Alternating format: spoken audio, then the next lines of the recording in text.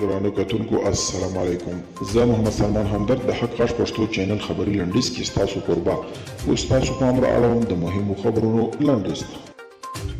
د پښتون ژغورنې غورځنګ مخکښ غړي علي وزیر چې څو ورځې وړاندې له زندان څخه خوشي شوی و بیرته زندان ته وړل شوی او له زندان څخه د پاکستان د پوځ مشر جنرال باجوه ته په یو پرانیسته لیک کې ویلي عجیبه ده د انسانیت پر وړاندې جرمونه تاسې کوئ او بښنه به زه غواړم.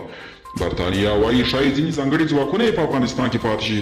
تېره ورځ د برطانیه ټول سرتیري له افغانستانه ووتل خو د دغه پوځ لوړپوړي غړي برطانوي رسنیو ته ویلي چې ځینې ځانګړي ځواکونه به یې په افغانستان کې پاتې کیږي. طالبانو یو ځل بیا ویلي چې باید ټول بهرني ځواکونه له افغانستانه ووځي.